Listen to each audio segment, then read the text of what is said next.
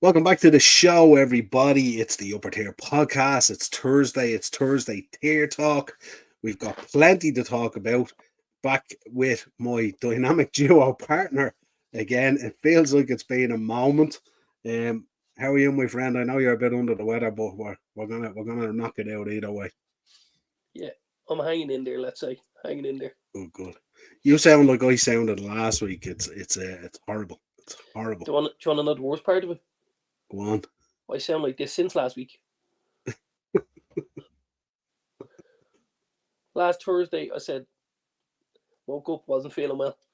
Said to myself, I'm only in 4 hours, 3:30 till 7:30. I'll just go and get it done. Yeah. Just go and get it done. Woke up Friday morning, can't leave the gaff. Dying. Absolutely dying. And I've been like that since. I've been out of the house, I think, twice. I was out on Saturday for a couple of hours, and then I was out Monday to go to the hospital. That was it. That is mad, isn't it? It's Yeah. I don't know, is it as we get older it gets harder to kick things, does it? I'm not too sure. It I might was I be. was flat out now, and I was that bout of COVID I got. I told you when I took the test, I didn't even have to wait for the liquid to go up through the test. The line just went straight across. So I had as potent a dose as you can get. And it knocked me for 6 hours. I'm still not right from it, you know. I found I didn't. I had COVID recently enough as well. Like I don't have it at the minute, but the last time I found I had it was like just sapped the energy levels out.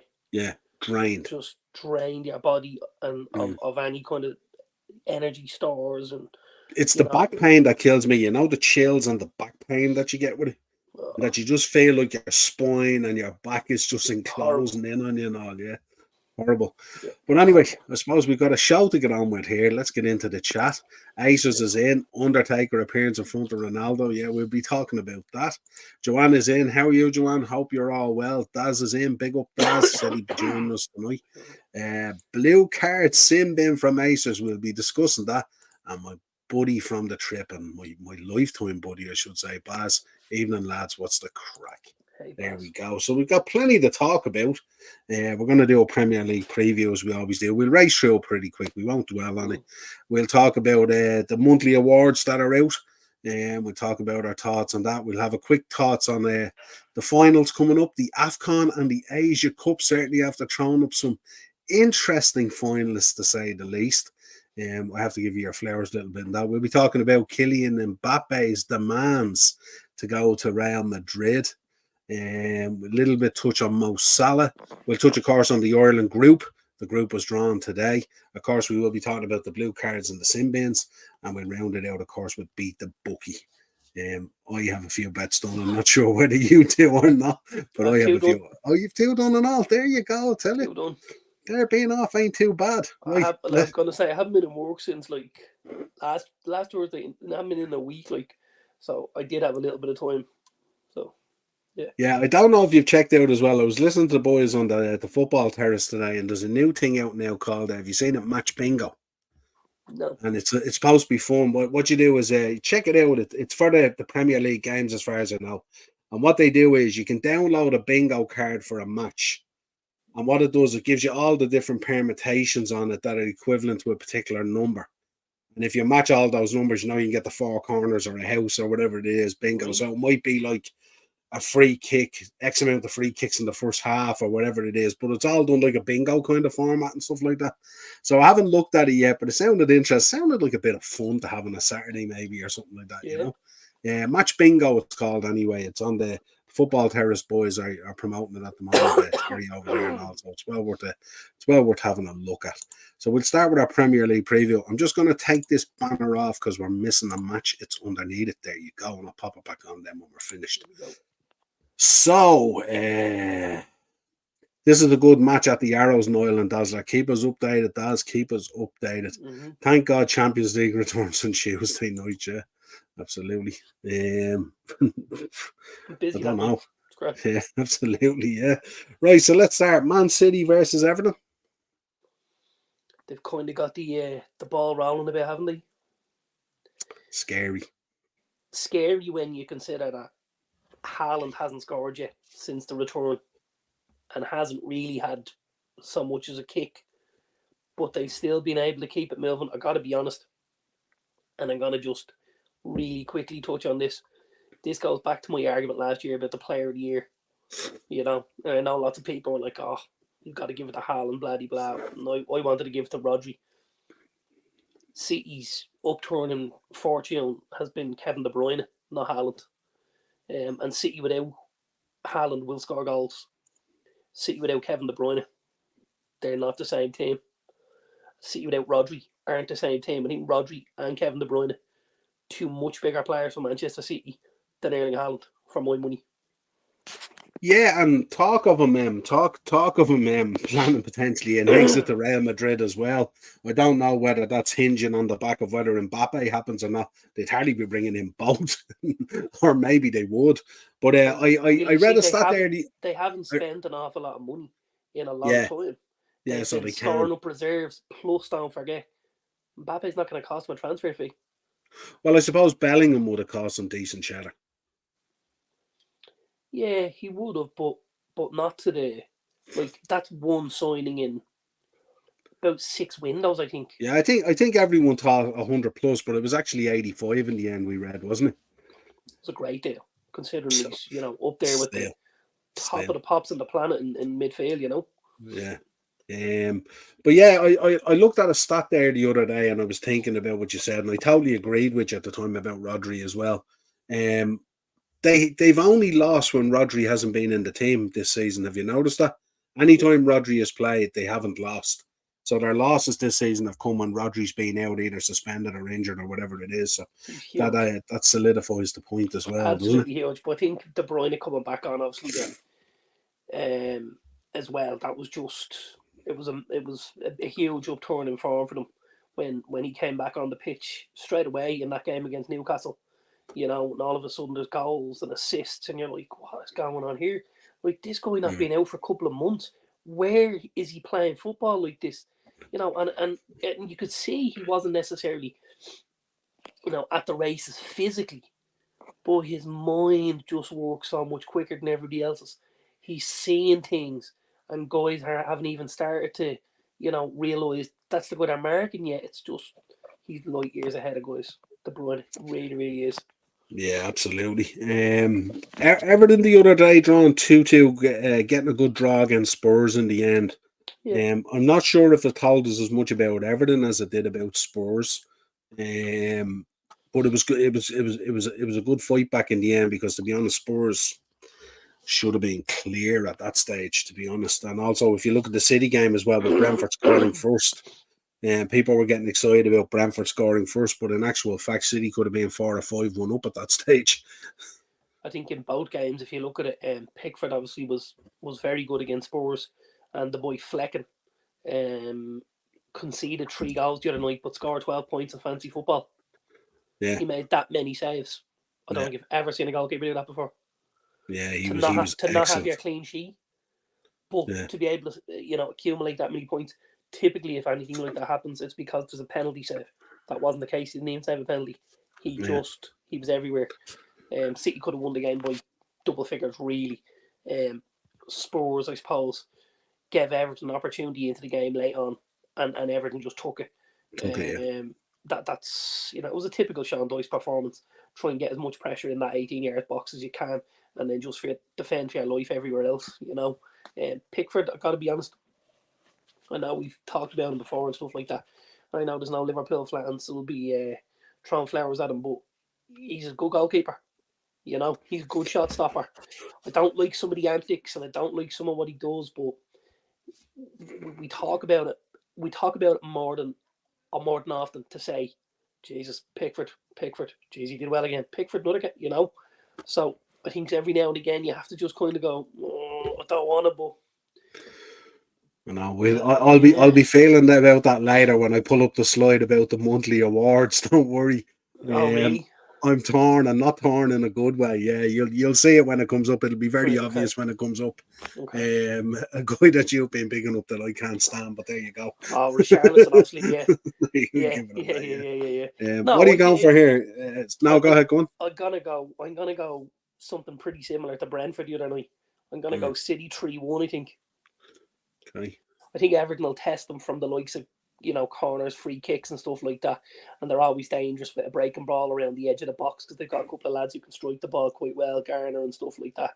But I think ultimately this will be City's day, and that will be City going back to the top of the table, isn't it? Yeah.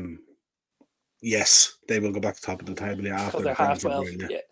Yeah, and then we'll fix that against Burnley, of course. Then Fulham versus Bournemouth.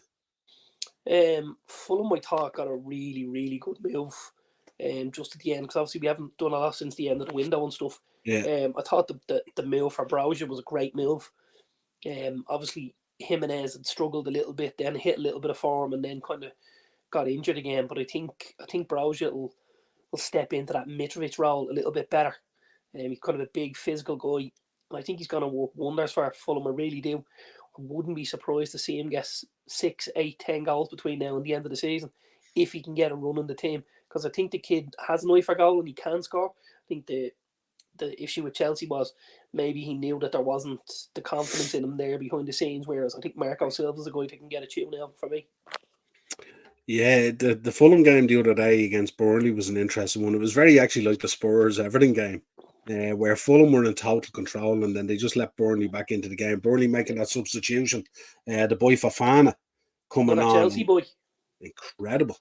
Another He I got a bet up last Wednesday night. And one of the bets I got up was City and both teams to score against Burnley.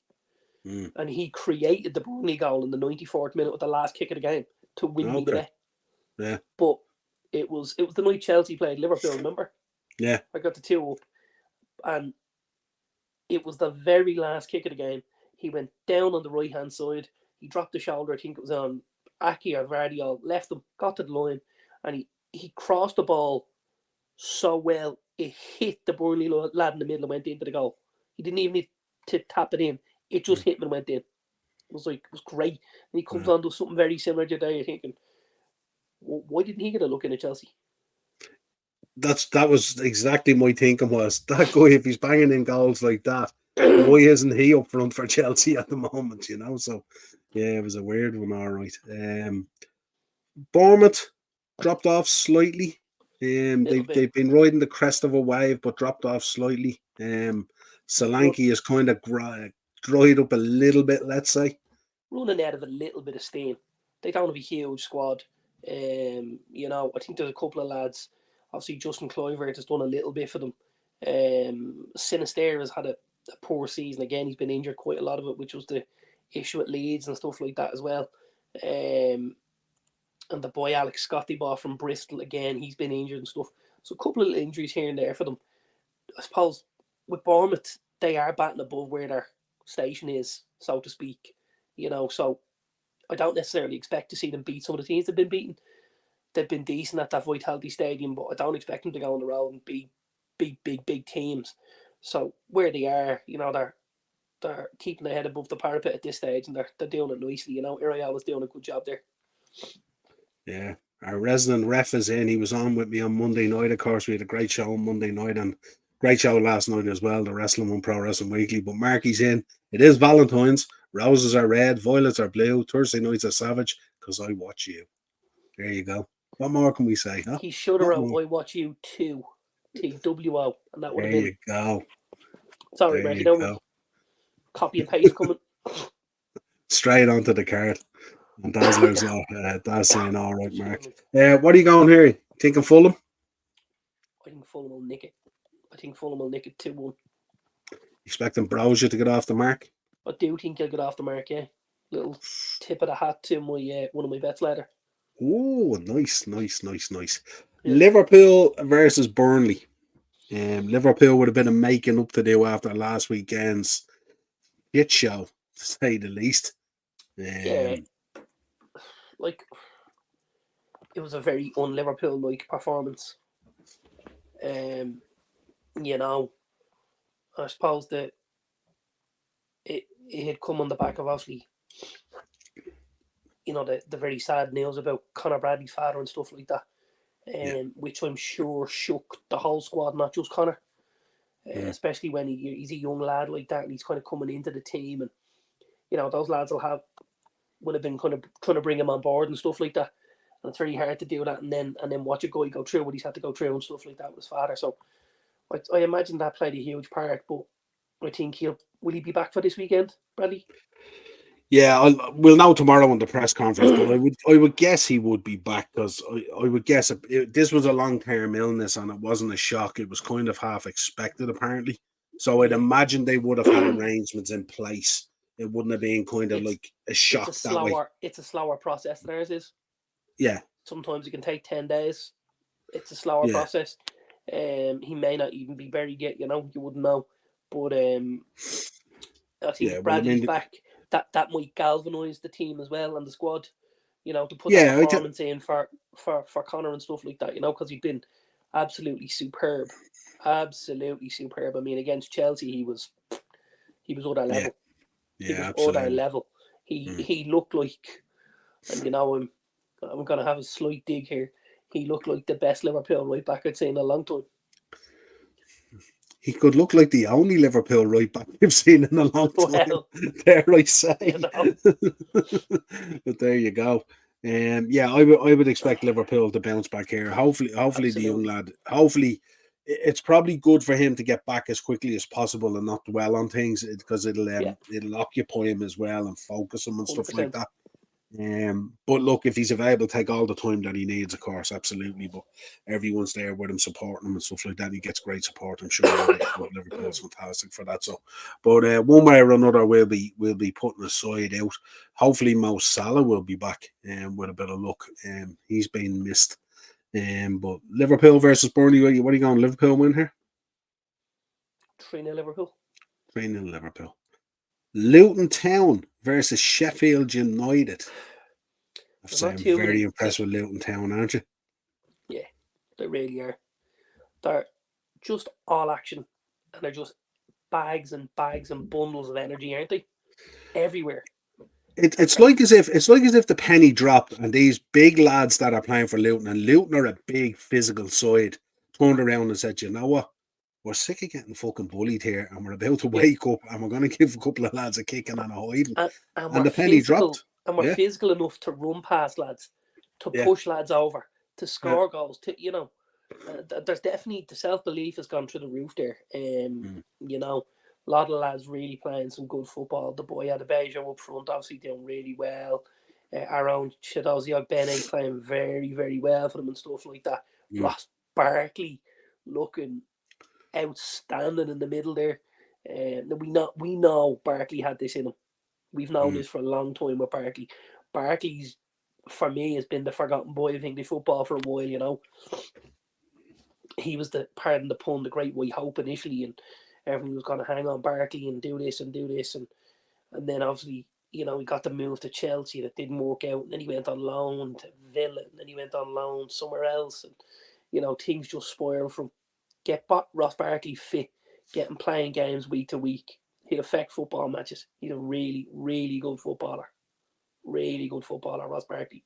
Warren's in. They could do with Big Mick Harford playing for them. I don't know if Big Mick can get in at the minute the way the lads are playing. He's been very good. Yeah. Appreciate that, Warren. Hit the like and subscribe. What are you going for here, Luton versus Sheffield? Sheffield United struggling, aren't they? They're really, really poor at the back. They're so poor at the back. Like, they'll get goals, I think, as we talked about this time last year. Excuse me. I couldn't believe nobody last year threw money into boy Ben Brereton Diaz. Especially when there was teams that needed goal scorers to get them out of trouble. And they didn't. They allowed him to go on the free last year. He stayed at Blackburn until the end of the season. He obviously went to Villarreal. Things have worked out from there. I think he's a smashing football you've seen since he's come in. He can find the target for Sheffield United. So I think they will score goals between him and the boy Ursola and stuff like that. But I think they just at the back they're so poor. They really are. They're so poor. The boy Wes Foderingham has been absolutely dreadful this year. Absolutely dreadful. That goal difference is, it's total capitulation. And this for me has Luton written all over it. And I'd like to see Luton get a win here because I think if Luton can beat these sides around them and just stretch that gap a little bit, we could see Luton in the Premier League next season, and for them to get there was immense. For them to stay there would be even bigger for me. You know. Do we have to organise a Valentine's card for Acers here? No love in his life. The only Valentine in his life is Greg the Hammer Valentine. Moonpig.com. There you go. Funky pigeon. I'm gonna go Luton. Yeah. 3-1. 3-1. Yeah, good shout, Warren. Same there. Spurs versus Brighton. Yeah, Brighton, I suppose, have not hit the skids recently, but they're just, you can see the squad has been picked at, can't you? Now, we knew this was going to happen when you lost guys like McAllister and Caicedo and stuff like that out in the middle. Don't forget, so far, their big replacement for Caicedo and McAllister has been Billy Gilmour. That's who has played, you know, the most kind of minutes. We know they signed the boy Carlos Baliba from Lille, but between injuries and form and stuff and him finding his feet in the league, he hasn't played a lot of football. Billy Gilmour has had to go in, centre midfield, do a job there for Brighton. He's done well, he has, you know, along with Pascal Gross and guys like that, but they are missing the quality. They bought in the boy, the Hood as well. He left in January, went back to Germany, got to Stuttgart. So the squad is, it's not threadbare, but you know, there's patches of it, and I think, you know, obviously you've got Lamptey, he's been out for a little bit. The boy Hinselwood, he's coming up through it. There's just holes here and there in the Brighton squad, and I think when he gets everyone back fit, he gets the likes of Simon Adingra back from the injuries, back from the AFCON, and he gets a couple of injuries back. I think it'll make life a bit easier for De Zerbi, you know, because he's doing a good job there at Brighton. He really is. Yeah, they've kind of found this season there's been no kind of middle ground with them. They've either been excellent or they've been horrific. And there's been no kind of middle ground there to build on and create a bit of consistency. So you've gone into these weekends with Brighton playing and you've kind of thought yourself, well, I'm not too sure what Brighton I'm going to get. They could either go out and they could bang 3 against Spurs in the first 20 minutes, or they could be 3-0 down. But you're just not sure what to deal with them. The thing for me is, I could almost envisage this coming, because I did say to you previously, I don't like teams when they have to take that step up to Thursday night football. I think it puts a huge pressure and stress on the club, on the squad, and on the manager.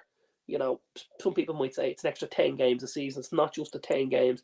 It's 10 extra weeks of preparation you need then. It's, you know, 4 or 5 extra players you need to cover the injuries that you get. It's the build-ups, you know, where lads are just 5-10% off it here and there, that they might get away with it in a game. They won't all of a sudden. They're getting picked off, and it's very difficult for them. The squad probably isn't big enough to play, you know, Europa, but because of their position and where they finished last year, that's what they got, and they're fully deserving of it. But I think they needed to probably buff the squad out a little bit more and just give De Zerbi a hand, you know. Yeah. What are you going for here? Spurs? I'm going Spurs, but Brighton will get on the score sheet. They've more than enough quality to get on the score sheet. I think Ferguson's been very, very quiet. The boy João Pedro's done a lot of the donkey work there for Brighton, but and Gross actually as well. But I think we'll hopefully see Ferguson maybe hit the target this weekend. Joanne's in, are you okay after your defeat last weekend by us? No, I'm still hurting, Joanne. It's not even, do you know something? It's not even the loss, it's the manner of the loss. 100%. You know what I mean? Like I don't mind if we go out and we give 100% and the team beats us. It's when we go out and we were just so poor all over the pitch. And that's not to take anything away from Arsenal. But we were so poor. Like, I mean, it's just, we'd one shot on target for the 90 minutes. Like, that's shocking. But I agree with you. It's for me, it's the manner. Like, and I've seen it time and time again with United.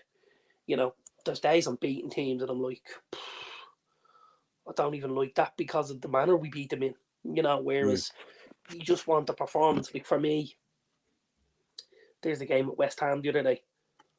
Like, I talked to a couple of the United lads. It was just the performance was what we wanted. I said it to Mark on Monday when I was discussing it with Mark on Monday. I said not only was it performance, But you've got players there now back kind of smiling and enjoying their football, especially those young lads, you know what I mean, who are really taking the lead there. Yeah. And I said that's really, really good. That they're good signs to see. You're not just trawling through games and trying to get there. The boys were out there enjoying their football at the weekend. That's a big difference. And something, again, that we spoke of earlier on the season, we didn't know what his best team was. We didn't know who should play where and blah, blah. We know now what his best team is. Yeah. You know, bar maybe the toss of a coin at right back for Dalot and Wan-Bissaka. Me personally, I'd have Wan-Bissaka. But I mean, other than that, you're going in with, you know, Martinez and Varane. Obviously not Martinez now because of the injury. Maguire will step in. He's done okay. I thought he was very good against West Ham, if I'm honest. Shaw play left. You got Mainu and Casemiro in the middle. You'll have Fernandez backing up Hoyland, and you'll have the two lads out right and left, and they'll cross over and interchange a couple of times during the game. Everyone knows what they're doing. Everyone can sing from a hymn sheet because they know what their job is. Yeah, you absolutely. Know, here's what we have from the bench, so you can come in and you can do this role. You know, to an Ericsson, McTominay, you can come in, you have this role. And all of a sudden, when people start understanding what their roles are, it makes life a lot easier for them, you know. Yeah, I think Warren with Evan Ferguson there, I think he's been in and out of the team this season. He's had a couple of niggles and a couple of injuries, but I think because he's a big boy as well, his fitness is a difficult one as well because he's a big lad. He needs to be playing to stay fit as well. And I think sometimes when he's coming back off these injuries, even the simplest of injuries, it takes him a bit of time to get match fit again because he's a big boy, you know. I would say something slightly different because he's actually paper thin. He's paper thin. He's physically tall in height, but he's got absolutely no weight on him whatsoever. To the point where I don't know, as a striker, could he do with bulking up a little bit to give him a little bit of protection? So when he's going in with defenders and centre backs side by side and stuff like that, that he has a little bit that, first of all, you can't knock me off the ball, but second of all, if you do, I can at least protect myself.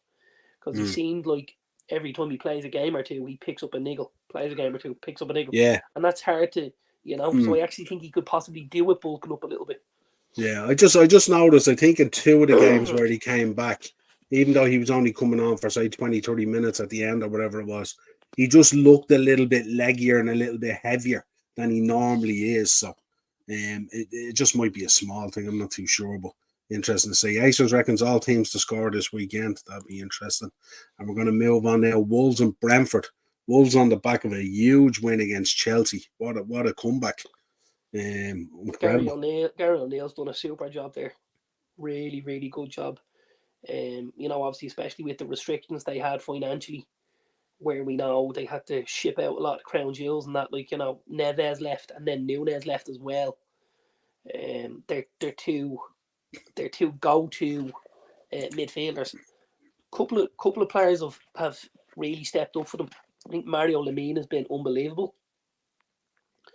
He was a pretty cheap acquisition to get back in. He's ex-Southampton, obviously. I know United looked at him a couple of years ago at one stage in the transfer window, and we kind of glossed over him towards the end, but doing a really, really good job for them there in midfield. And the boy Tommy Doyle, he's ex-Man City, again, doing a really, really good job in midfield for them. And then, as you get higher up the pitch, apparently we were told the reason Atletico Madrid were willing to let the boy Cunha go was he didn't score goals. That his all-round play was really, really good, but he didn't score enough goals. Well, for a guy that doesn't score goals, he's doing pretty well at the minute. Comes straight off the back of a hat-trick last weekend. His performance has been excellent. Even when he's not scoring goals, his all-round play, his work rate, his energy, his endeavour, very, very good. Really, really rate the guy. And then, you know, for me, one of the best players outside of the top 5 or 6 clubs in the country, Pedro Neto. Absolutely phenomenal footballer. Engine. I just can't. I know he's been linked with so many teams previously. I know Arsenal apparently had a huge interest in him. I can't see him past Wolves this summer. It's funny, isn't it? Every time there's a move there ready to go, he tends to get injured or break down.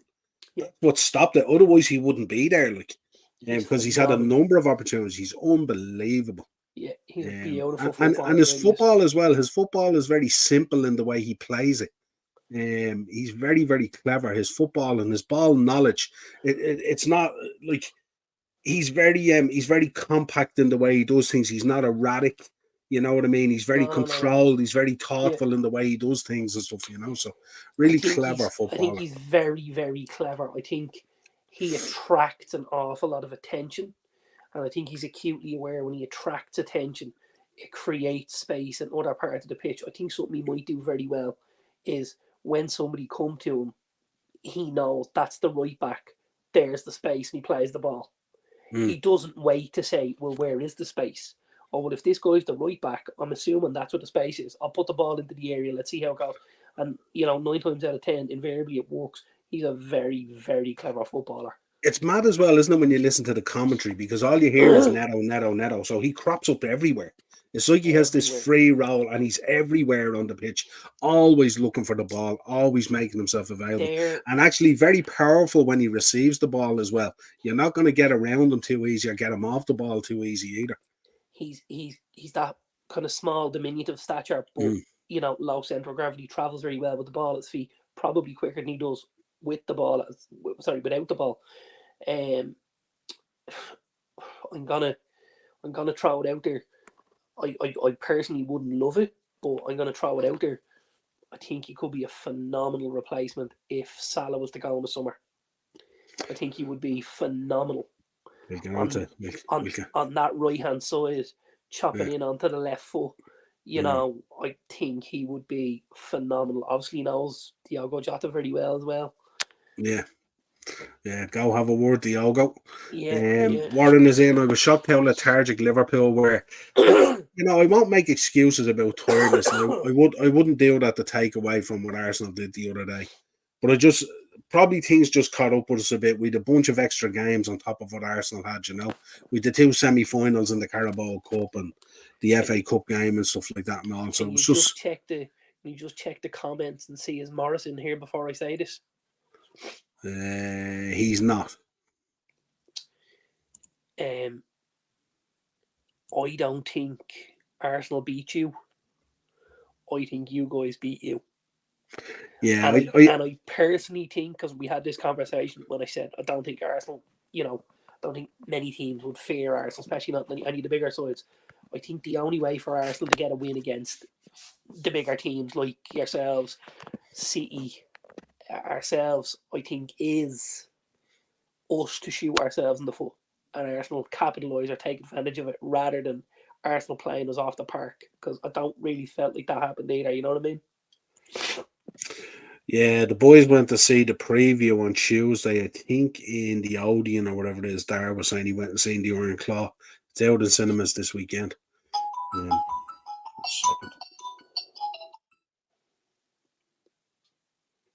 Sorry about that.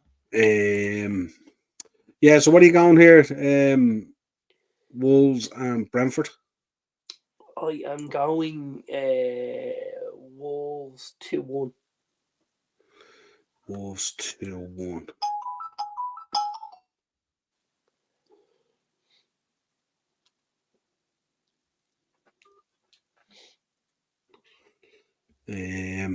Right. Forest versus Newcastle. Yeah, I suppose Forest really had to grind it out against Bristol City the other night, didn't they, in the FA Cup? I was a little bit surprised at that. Although they did the exact same in the previous round against Blackpool, it was just a grind over 2 legs, but they got through both times. I don't think we've seen the best of them yet under Nuno.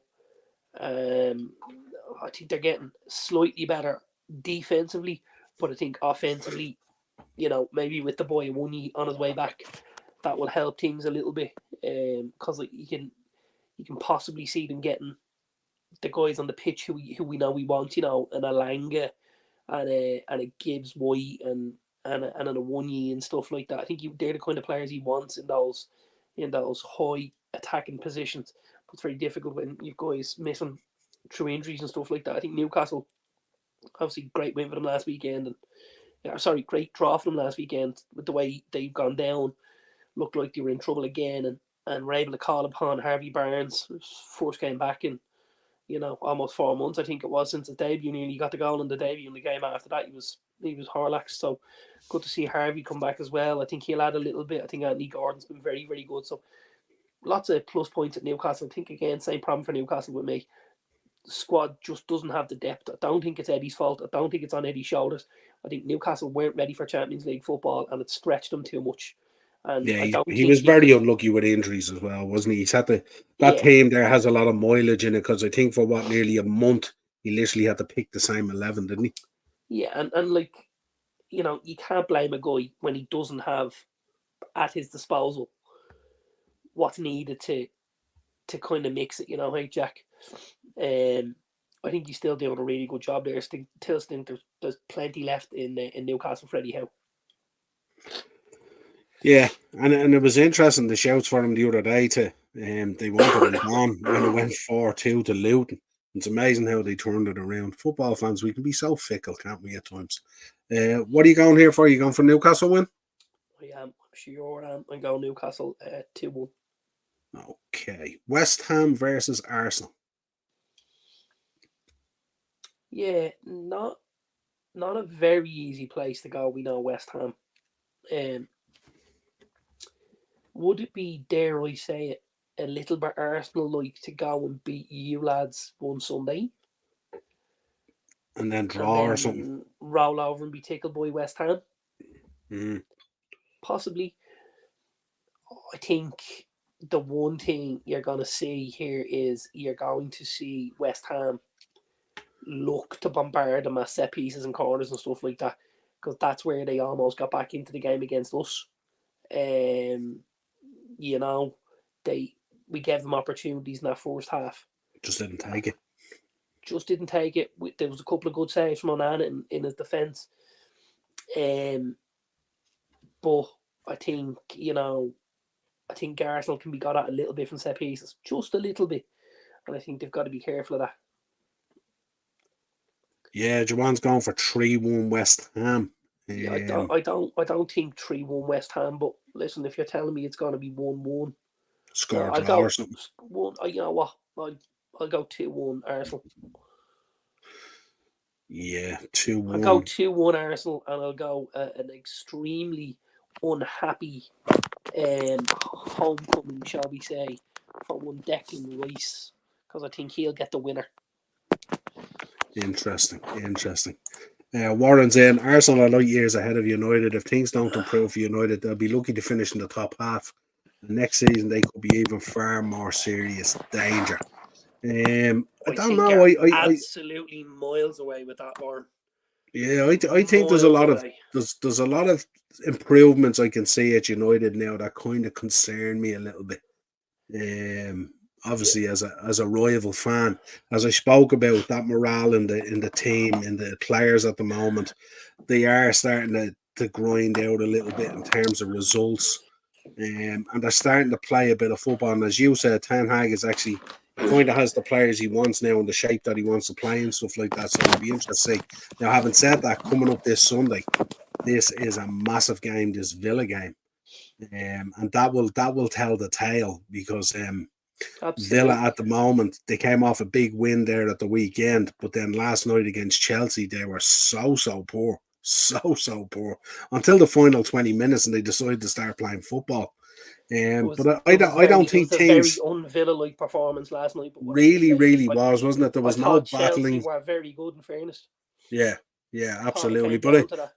But I think they were also allowed to be very, very good. I don't know whether Villa underestimated them, because they were coming in on the poor result against Wolves, and they were thinking, listen, we just got to show up here. We're at home. How good they've been at home, Villa, as well. They've been unbelievable at Villa Park as well. So it was a real shock result last night, and one that would have sent a bit of concern down on Emery. Certainly with you boys then rolling into town at the weekend. Not an easy fixture to follow up on. I think the opposite. I think he'll be delighted to happen in the cup rather than the league. Because I think, will he have backed them to win the cup? Unlikely. Whereas I think for Villa, that goal is going to be top 4/5, depending on the placings. And I think to get that, obviously win against Sheffield United, and to get the kick up the hole in the FA Cup would set them back, and they'll know where they need to be for Sunday. I think Villa could be dangerous on Sunday. Interesting. I get your thoughts. West Ham are on for the treble against Arsenal this season. Interesting. He's going with a draw. Warren's going 2-0 West Ham. Interesting shout, Warren. Interesting. Have you seen all 5 subs away from 500? I did, Jack. Fair play, pal. Fair play. Sorry, was Warren not just bigging up Arsenal, and now he's saying West Ham are going to beat them 2-0? No, he was discussing. He was talking about Arsenal in conjunction with United. Yeah, but he was bigging them up, wasn't he? I suppose if you look at it, I mean, if I turned around to you and I said that Liverpool are light years ahead of United at the moment, I don't know whether that's a fair comparison. I don't know whether it's a compliment to Liverpool, that kind of way, because it's so obvious in where we both are in terms of our development and everything else and all at the moment. You know what I mean? So yeah, and I would feel like Liverpool are, but again, I wouldn't feel like Arsenal were. Well, it'll be interesting to see how it all falls out, won't it? I don't generally go into games at Liverpool or against Liverpool, should I say, thinking we'll get something out of this. I don't feel like that playing against Liverpool, because I think Liverpool are a better football team than we are. I never, ever feel like that against Arsenal. I never feel like, we'll struggle to get something out of this. Never feel like that. I've said this to you before. I don't fear Arsenal in the way I fear Liverpool and City. Well, the rivalry is kind of different, isn't it? It's kind of different, and it but you'll always sits different as well, though, doesn't it? It's not a rivalry thing. You'll always fear a really good team.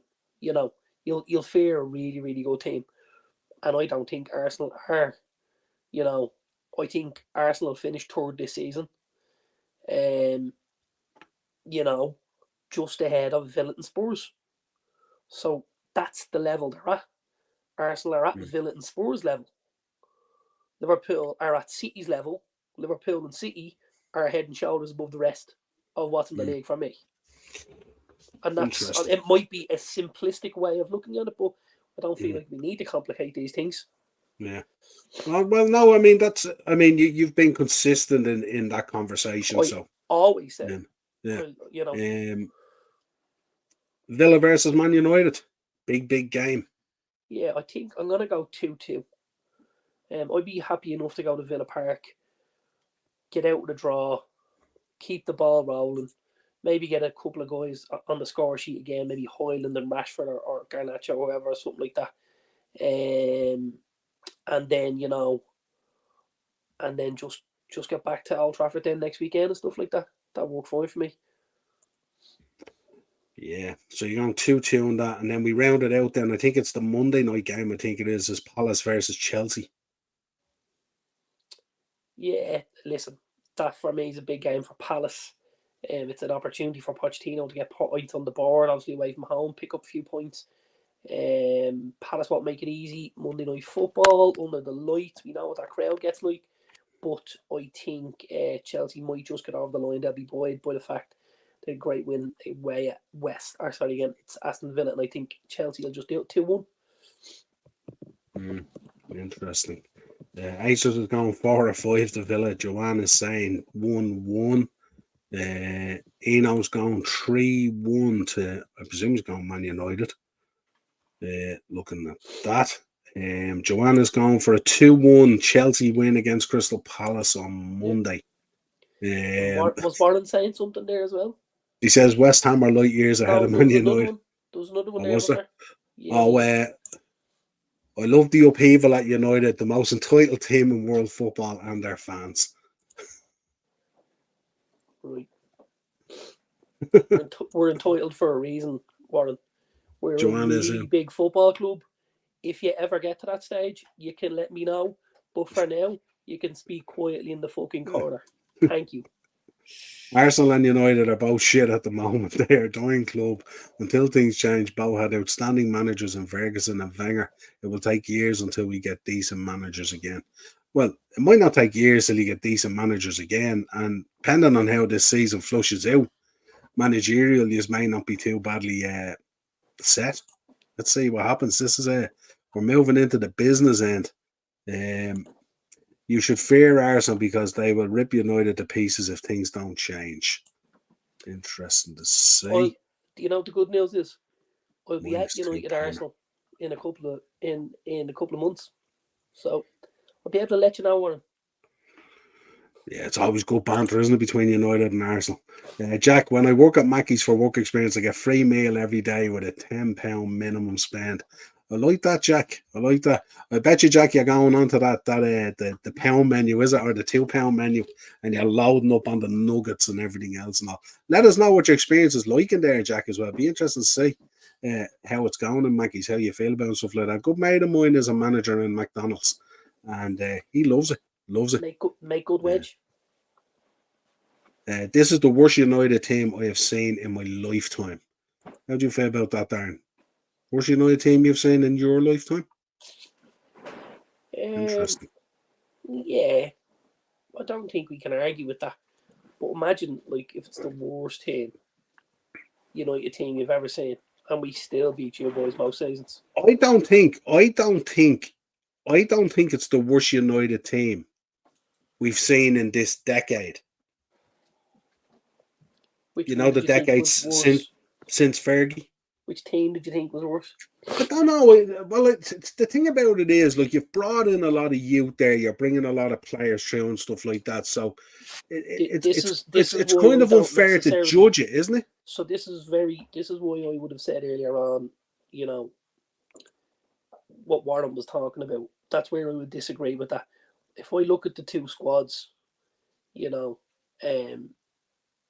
like a lot of what I see at that United squad. I do like this. We look at Mainu, and we look at Forson, and we look at Rashford and Garnacho and Hoyland, and there's a lot to like about what's coming. What's coming at United. I think the issue I'd have if I was an Arsenal fan is we've gone through a really good period at Arsenal. What have you won? Yeah, and I think, and in fairness to Warren and to Joanne as well, they'll be the first ones to say that, especially Warren. Warren's a big advocate of judging you based on what you win at the end of the season, and second means and stuff like that. And he's been on multiple podcasts. Joanne is the same. They do hold their club to a high standard. And funny enough, if you're listening to the Arsenal guys that we know, Joanne and Warren and Coyle and Del Boy and all, you know what I mean? They do hold their club to a very high standard, and rightly so.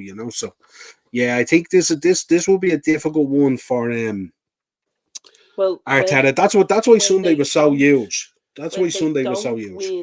When they don't win a trophy this year, what happens then? Well, it'll be the wave of Arteta out, won't it? Again? Well, I would assume so. I mean, what are you doing then? You're going in. Are we in year 5 now, or are we in year 4? So I think we're in 4. So yeah, so we've gone into season 5, and the only thing he has to show is an FA Cup, and he won that FA Cup really on the back of a team that wasn't built by him. Because remember, he came in. So it's the worst United side Warren's seen in history, and we've still won a trophy since Arsenal picked one up. Happy days, Warren. I'll take it. Keep them coming. Yeah, but again, you have to judge the levels as well. I would never judge, like, there's only 3 or 4 trophies every season you can win. Let's be honest here. Yeah. But I wouldn't. I know you have to begin somewhere when you're starting again. Yeah. But I even, like, the year we were going for the quad and we won the 2 domestic cups, so I was so deflated. But again, it's the level, and again, I wouldn't be judging United on a Carabao Cup either, but you have to start somewhere. I wouldn't be judging United on it, but I would absolutely be judging Arsenal on it. Yeah. Do you know what I mean? Well, that's because they're in that position now where they should be getting over the line. They should be winning stuff now. So this is my thing.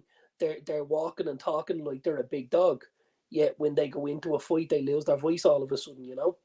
They've no bark. They're fucking toothless. We know what they are. They're Southerners, and Southerners are soft as fucking shit.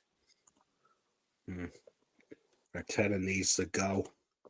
Arteta just signed a new 5-year deal during the Dubai trip. I did read it. gets slapped 6s and 7s and 3 at home to Bournemouth. The club is shambles. He has to be sacked. There's a few probably going in the summer, I would say. Arteta is a waste of space, specialist in failure. We shall see. We shall see. That was a huge win the other day, I have to say.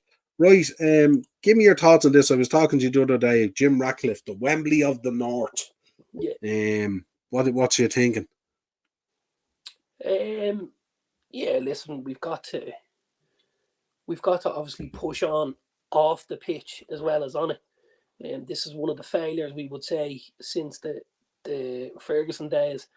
Ferguson obviously helped bring the stadium to a certain level, and then things were let slide off the field as well as on the field. So something that has to be remedied. Would I like to move? Probably not. I'd be more of a fan or an advocate of making adaptations and redevelopment to the stadium. I don't feel like there's a necessity to go anywhere else. The location suits us. It's got an awful lot of history attached to it. I've read on a couple of forums and stuff like that.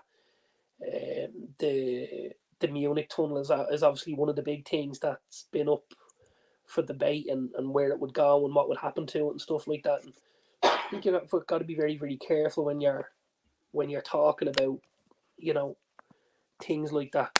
Very difficult to recreate something like the Munich tunnel, and very important to our club, and its history. It was only this week the anniversary was celebrated and stuff like that, and it was very poignant at Old Trafford, and it really hits home every year.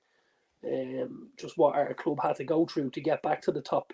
And I say it to the two young boys all the time. We've come from a place where no other football club could dream of coming from. And I don't wish that on any club. That's not what it is. But we had to get up out of the ashes and out of the fucking snow to get to the top of English football, and we did it. And that's what makes it all the sweeter. So I think for me, keeping Old Trafford will be a big part of that. And just redeveloping it and making the adaptations necessary. But I wouldn't be a fan of leaving it, if I'm honest. Yeah, I mean, when you think about that whole Munich tragedy and how difficult it was and how sad it was, and how great some of those players were and stuff like that, but you also think, you reflect back to that time, and it's an interesting thing that I often reflect back on, the great support you got from the league and other teams and players and all that kind of stuff and all. It's kind of it's the kind of thing that nowadays is kind of lost, isn't it, really? Now obviously nowadays things are a bit more developed, and these tragedies tend not to happen as much, or don't tend to happen. But back then it really was a case of that English league coming together to really help Man United in their time of need and comfort and all that kind of stuff. So it's cool to reflect back on those things as well. So absolutely. But yeah, it'd be interesting. I just wonder, sometimes you wonder, is a change as good as a rest, and would it bring United onto the next level with this kind of new ownership stuff developing and stuff like that? And outside of that, it's a new time, new players coming through, 10 Hags in there, all that kind of stuff. But then again, I suppose if you were going to go with a new stadium, you're probably 2 to 3 years down the line anyway, are you? At least. Minimum. Yeah, maybe even 4 or 5, who knows? Yeah. Depending on the planning and stuff like that and all of those things. But I think the opportunity is there to develop, Yeah, they won a Carabao Cup last season against Newcastle, against a very good Newcastle side who so that was really less than 12 months ago, Warren. Yeah. Just throwing that out there, yeah. How many FA Cups have United won? They've won quite a few, I think. Yeah, and we've 20 odd league titles. Will you come back to me when you get to that? Fair play to you, thanks. I'll leave you wait. Yeah. Don't leave me wait too long now. So are United going to be sharing the Etihad Stadium during the rebuild? No, I think they'll go with something similar to what we did at Anfield, where they'll go stand by stand and they'll move around it, and it'll be piecemeal. I think if they're going to stay in the stadium, they're certainly not going to go on ground share with the Etihad. Let's get real here. Although it would be a possibility to fill a stadium. Just saying, because we know City can't do it. Yeah, interesting. Mark, how many Champions Leagues have Arsenal won? This is good game. Must be new for Dear Talk. Absolutely. This is history we shall never forget. Yeah, absolutely. Absolutely. Right, something we've been following for the last month or so at least. The AFCON and the Asia Cup, we've reached the finals.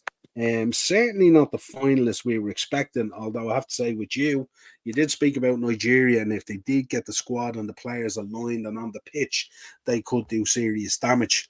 But we have a final coming up. They're both, I think, at the weekend, as far as I know. So we have Nigeria versus Ivory Coast, the hosts.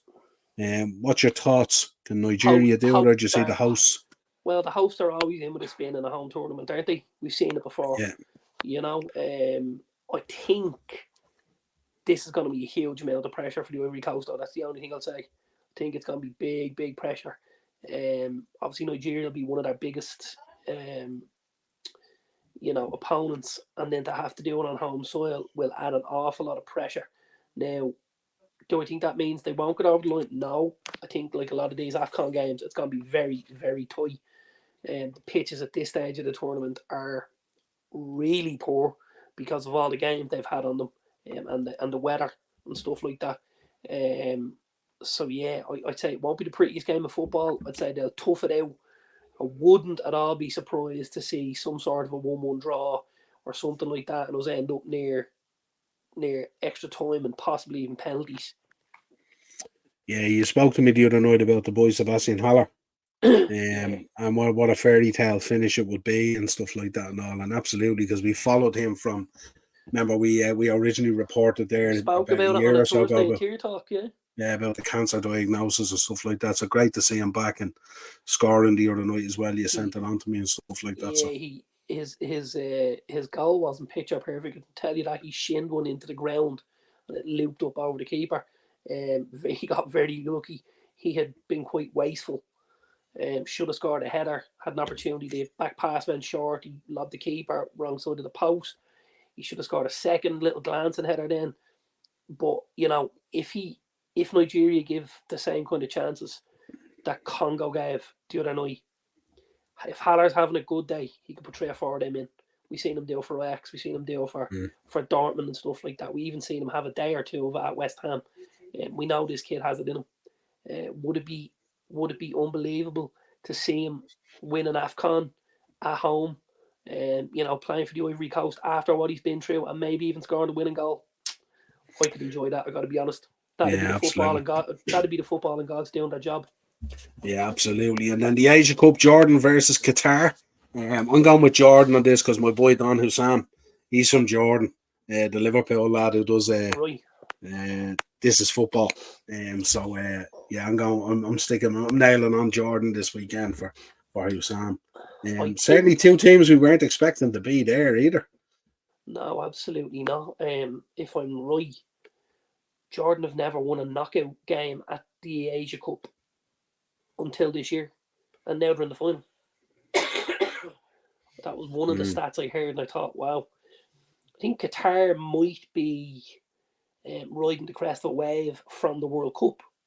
And we spoke about this, when they bring World Cups to these new lands and to try and introduce it to the fans and stuff like that, you can get this kind of regeneration where the people get into it and stuff like that. Now I know we were in Qatar quite recently, so it would have taken something very quick for that to happen. But I think Qatar are still riding the crest of the wave. I think they'll play some good football. It'll be a good game. It'll be a much better game to watch.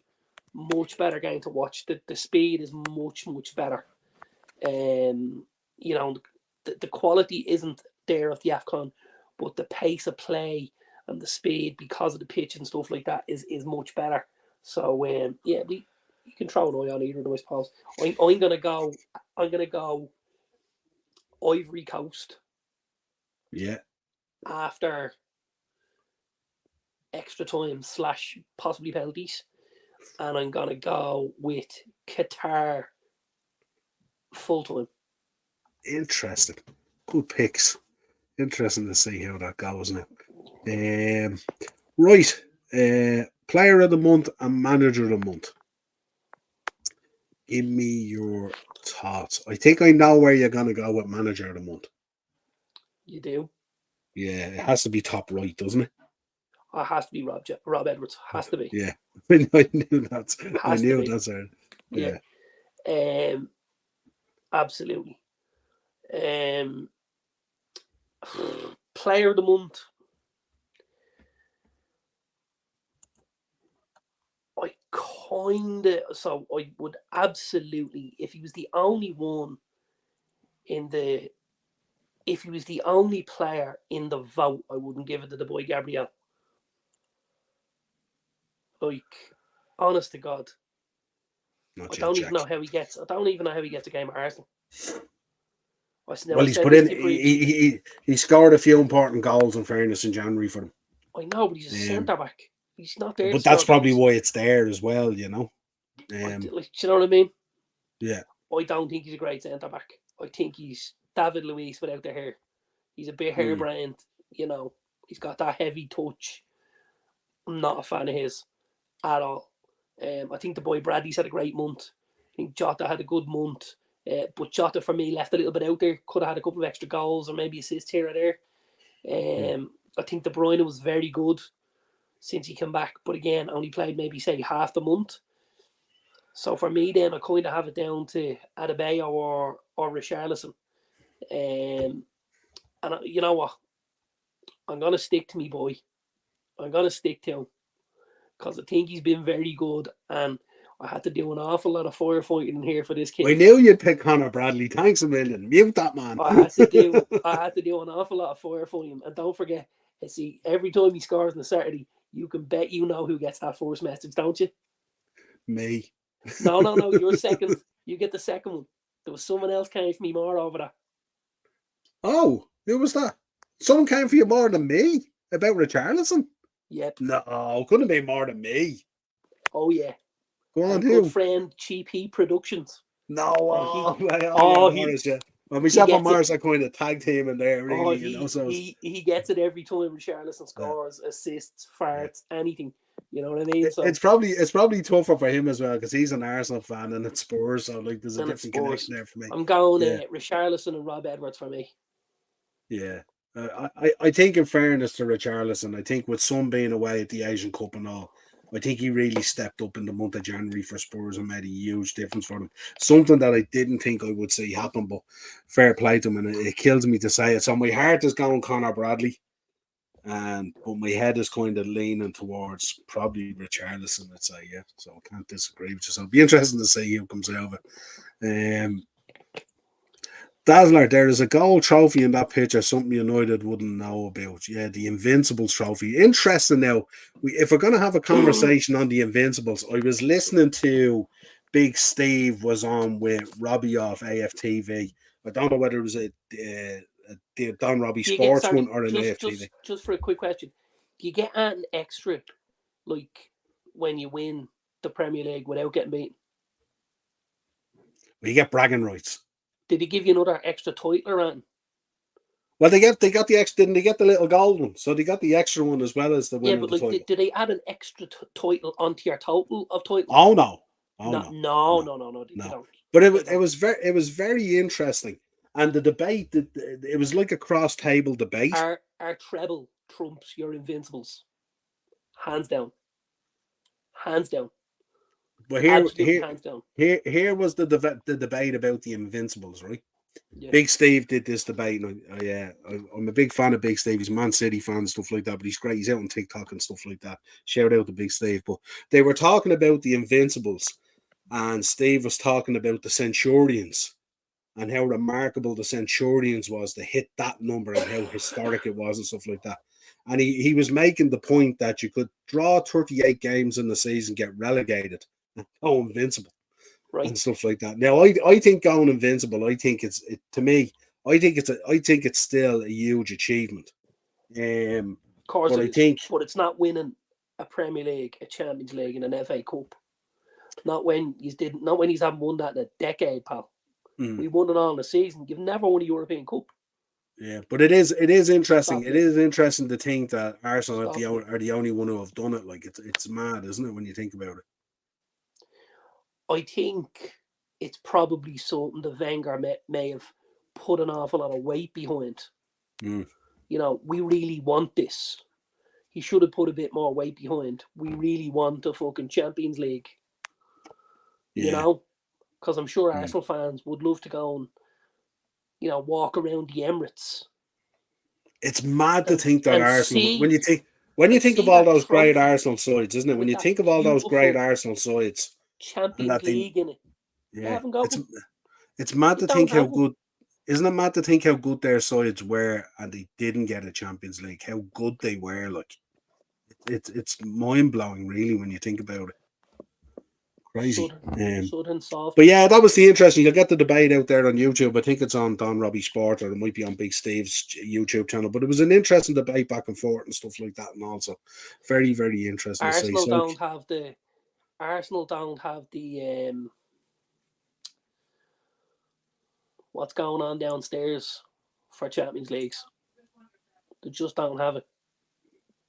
You know, in the trouser department, they're lacking a little bit.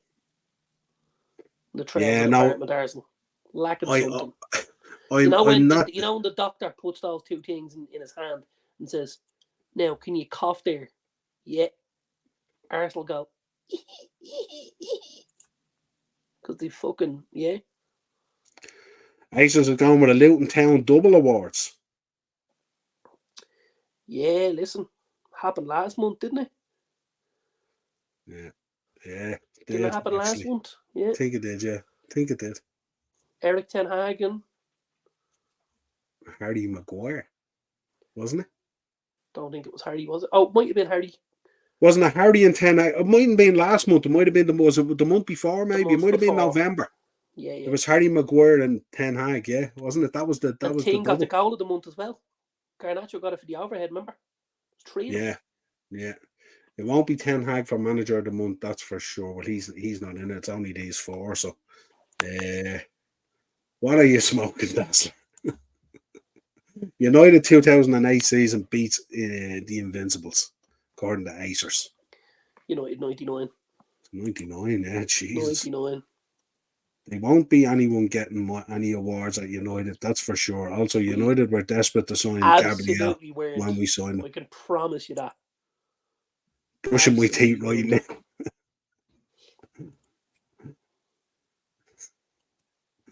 That's why you need to go and study about football.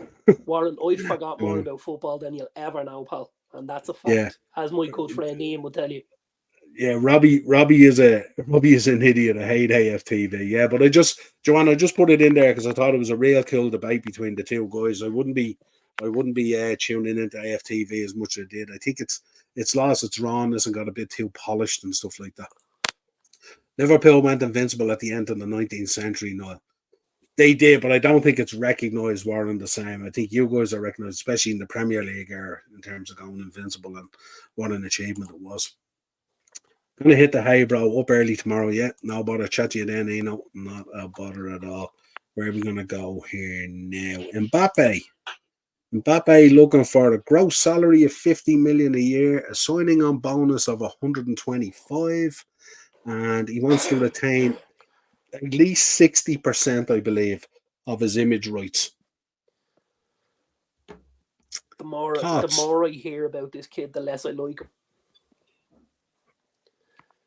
Don't be a Kylian Mbappe. Yeah, it's not nice. You see him going to Real though, do you see this deal happening? Yeah, I think so.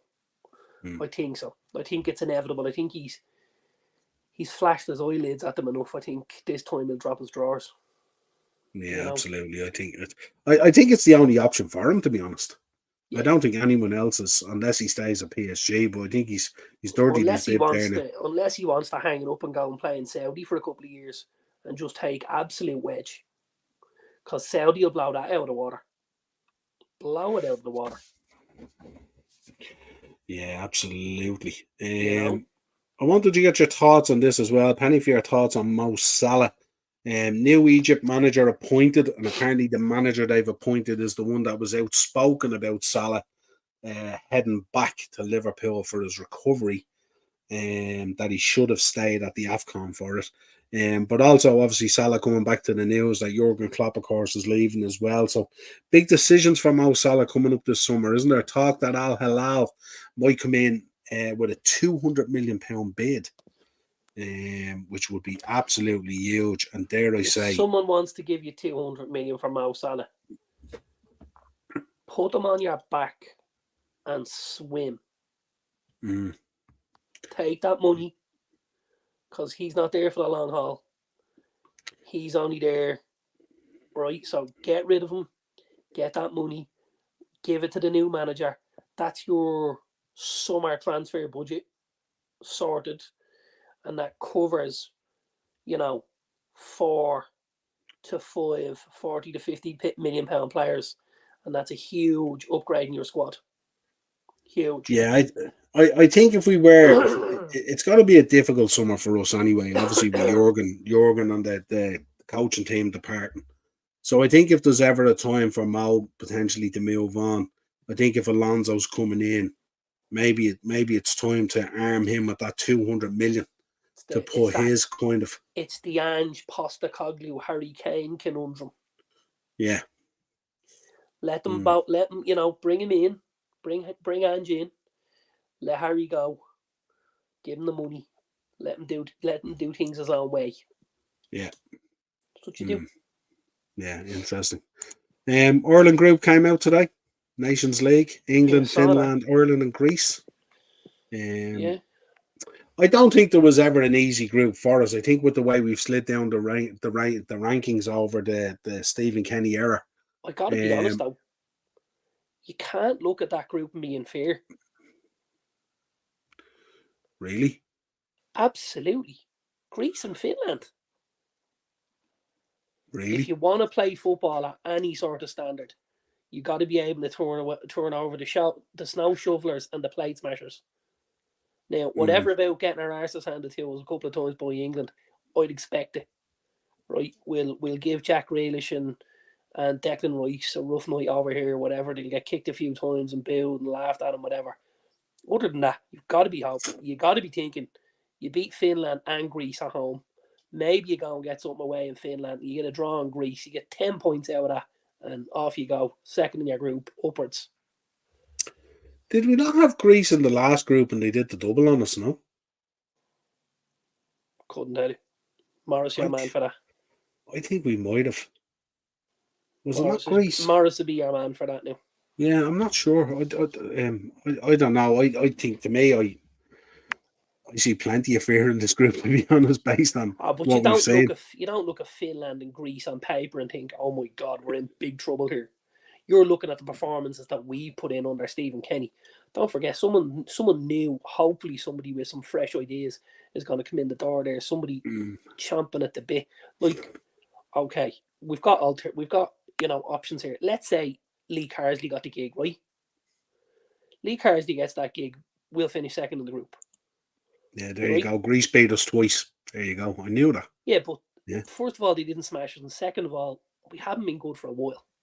It's not going to take a huge upturn in fortune for us to be playing games against the likes of Greece and getting victories. We know international football is only ever a goal here or there anyway. So if you could get Carsley, I think he can get us out of that group. It's 2 up and 2 down, right? That's what I believe happens. We could get out of that group with Carsley. Now, here's my problem. If it is Neil Lennon or if it is Chris Hughton, we're in trouble. Because again, I don't think either of them lend anything to the situation. Dazzler, your thoughts on Ida going to Celtic? He's all right in 12 yards, isn't he? Yeah, not too bad. I haven't joined in just yet because he's another one Morris likes to give me a bit of stick over. Because there's a footballer there, the boy Ida can play. Obviously got his double for Celtic last night. Got him the win. So just wait until he gets a couple from open play, and then I'll start opening up the lines of communication with Morris again then and just say, don't forget now, remember this fella here? Yeah. Yeah, absolutely. He'll do absolutely fine as a backup to Evan Ferguson. Let's be honest. We've had way worse backups than Adam Ida. Let's be honest. Yeah, I don't know. I wouldn't agree with Acers here that all the players are garbage. I think there's some talent in there. It just needs to be nurtured and There's coached a the right way. phenomenal amount of talent. Yeah, and I think they'll unearth a few more as well. Jerry, don't be at your pacemaker. We could do we could do worse than have a chat with young Connor Bradley, couldn't we? Could you rope him in? I don't know. There's a I'd conversation needs to be had with young Sammy Smodics for a start, doesn't there? Absolutely. At Mark Hogan, Ida won't know who Ida is. He only watches F. At Mark Hogan, Ida won't. I think Darren definitely knows who Ida is. That's for sure. Anyway, at Mark Hogan, Ida won't know who Ida is. He only I think watches. This is Warren talking about me saying. Oh, the fact that you don't watch Scottish football. Yeah. That's it. I know where he's coming from. Yeah, absolutely. It's getting lost in translation, Warren. Don't worry, pal. I know what Scottish football is. I choose not to watch it because the standard is generally shy outside of the top two teams. But there's not a whole lot I can do on that, pal. Here's a guy that's just come from playing third fiddle at Norwich at a championship level to now going in a Celtic's new number 9. And you want to talk about levels? Cop on, really, for fuck's sake. Don't be silly now. Scotland. Jesus. Right. Talk to me. Blue card and sin bin. Hang on just a second. Celtic are about to play out in the back garden. Just gonna pull the fucking curtains here. Fucking useless share of tramps. Fuck's sake. Imagine they're that shit. The Rangers are going to win the league this year. Oh my God. Imagine it. God. Are they still Sevco or has that changed? Or asking for a friend that they now Mike Ashley Sports Direct fucking 19 or 2014 or something? I haven't got a clue. Brendan Rodgers doing another great job up there. Fair play to you, Brendan. The lads will be delighted. Blue card and sin bins getting trialled next season, the FA Cup. Don't like it. No. It's a step too far, isn't it? Don't like it. And especially when the people, like when they're talking about for it just to me, when you look at the level of refereeing at the moment and they can't cope with the yellow and the red system as it is, now we're going to insert the blue system. You know, we're overcomplicating things, lads. It's a simple game played by simple people. Let them at it. Yeah, and before we get into beat the bookie, then the final thing, the Undertaker comes out with the Riyadh Cup this season. I don't know which part of this I enjoyed most. Was it the part Ronaldo at the start wetting himself laughing, or was it the end when Taker was giving it to Al Hilal and looked over at Ronaldo and gave him the grin and went, ha ha ha, take that, you Portuguese punts. Right, give us your let's go beat the bookie. Give us your tips. Right. I went for 2 bets. Okay. Did the goal scorer bet for you? Yeah. Couple of I think I've nearly tipped me hat to all of these lads already tonight. Armando Broja, Fulham at home against Burnley. Mm-hmm. Diogo Jota. Yeah. Sorry, at home against Burnley. Broja was actually at home for Fulham against Bournemouth. Yeah. My boy Richarlison, home Spurs against Brighton. And again, the man they said couldn't finish, Matheus Cunha, Wolves versus Brentford. So we got Cunha, Richarlison, Jota, and Broja, which pays you 50 to 1, 50 to 1. Nice. And if that wasn't big enough, I'm going to give you a monster. Now, here's the monster, right? So I'm going to give you the 4 results, and then you're going to tell me the price. Luton and both to score against Sheffield United, yeah? I'll have to check my both the score bet, see where I'm agreeing with you here. Yeah, I have Luton in mind. Spurs? Yeah, I have Spurs. I only did a treble now, right? So my treble is worth 34 to 1. Right, well, that'll help you with what do I have, because I have Luton Yeah. Spurs, I have Yeah. Newcastle. Yeah, that's my treble. That's my treble. Look, no, no, you won't be able to say it on that. Yeah, but that's my treble for a result about the score. It was your fourth, and you've put a fourth in because you always push it. Chelsea. That must be good odds, is it? It's very good odds. What's that giving you? 130 to 1. Nice, nice, The and not a addition of one, stretch. not a stretch at all. No, not a stretch at all. Not a stretch at all. I'll give you my other two then. So I started off. I did a handicap bet to start That with. was impressive. We're back in tune after the holidays, huh? There you go. Yeah, distance. There you go. We both feel as sick. But here's a treble coming up for you. It's a handicap bet treble. So I did Man City -2, Liverpool -2, and Tottenham -1. That pays you 15 to 1. And for my, sorry, that's the same one. Sorry, this one here is the one I want. For my goal scorer bet, Come on, you give me the teams, I'll give you the scores. Man City. De Bruyne. No, the man who's in form at the moment. Big Phil. Foden. Big Phil Phil. Foden. For Liverpool. That's be Jota now. Yeah, I agreed with you on that one. Then I went with Spurs. And I didn't pick him. Son will be back. I reckon you go for returning Son. The man who's returning, yeah. And I rounded out with Brentford. There's only one man at Brentford that you put in your scoring bet, isn't there? Sure is. Neil The Maupay. man who's back. No, Ivan Tony. He's 4 on the bounce now. Yeah, 4 on the bounce. There you go. So that pays 36 to 1. Yeah, for those 4. So that's my bets for the weekend. Big up, Dale. How are you, my friend? Good to see you.